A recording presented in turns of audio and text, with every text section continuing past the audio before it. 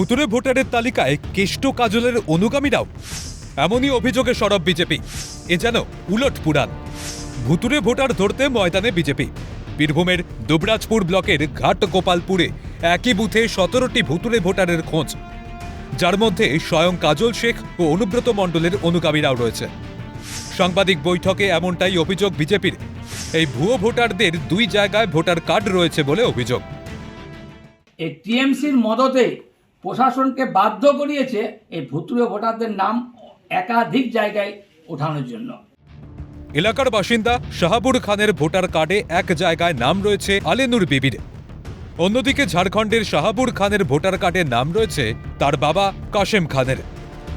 এদিকে ঘাট গোপালপুর বুথে যেমন নাম রয়েছে পিয়ার জাহানের, তেমনি সিউড়ি বিধানসভায় পাথর চাপড়ি বুথে নাম আছে তার।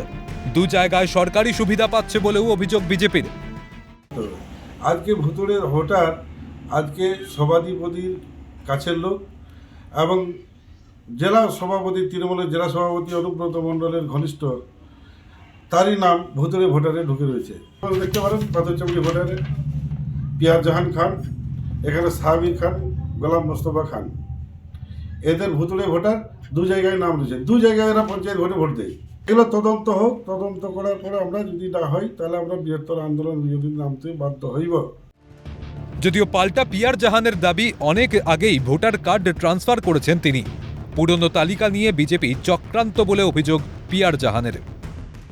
এটা পুরনো লিস্ট আগে ওইখানকার ভোটার আমি ছিলাম, সেটাকে আমি ট্রান্সফার করেছি। কেন কি করার কারণটা কি?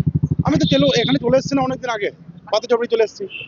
এরকম একটা লিস্ট বার করে কেন? বদনাম করার জন্য তৃণমূলকে। বিজেপির অভিযোগ ভিত্তিহীন বলে উড়িয়ে দিয়েছেন জেলা তৃণমূলের সহসভাপতি। যে অভিযোগ করছে সম্পূর্ণ ভিত্তিহীন অভিযোগ। ওদের অভিযোগের কোনো সারবত্তা নেই। যদি কোথাও থেকে থাকে ভুয়া ভোটার লিস্ট, আমরা তো চেষ্টা করছি প্রত্যেকটা বাড়িতে বাড়িতে গিয়ে তদন্ত হচ্ছে, প্রত্যেক বাড়িতে বাড়িতে গিয়ে স্ক্রুটিনি করা হচ্ছে। কাজেই সেখানে যদি কোনো ভুয়া ভোটার লিস্ট থেকে থাকে নিশ্চয়ই প্রশাসনিক সিদ্ধান্তে সেটা বাদ যাবে।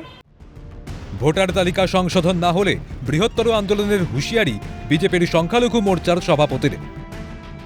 যে এই ভোটার তালিকা আপনাদেরকে আমি 2024-এও দিয়েছিলাম, তার আগেও দিয়েছিলাম, কোনোটাই আপনি প্রশাসনিকভাবে ব্যবস্থা নেননি। এবারে যদি না নেন তাহলে আমরা বৃহত্তর আন্দোলন নামতে বাধ্য হব। যদিও তদন্ত করে পদক্ষেপ নেওয়ার আশ্বাস দুবরাজপুরের বিডিওর।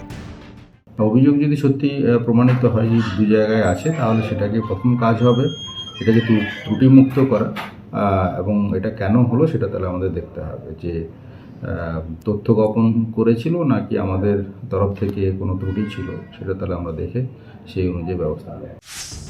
ভুতুরে ভোটার নিয়ে তুঙ্গের রাজনীতির পারদ। 26-এর বিধানসভার আগে কত ভূত ধরা পড়ে এখন সেটাই দেখার। নাকি ভুতুরে ভোটার তত্ত্ব কোনো রাজনৈতিক খেলা, তা নিয়েও উঠছে প্রশ্ন। বীরভূম থেকে ভোলানাথ চক্রবর্তীর রিপোর্ট, ক্যালকাটা নিউজ।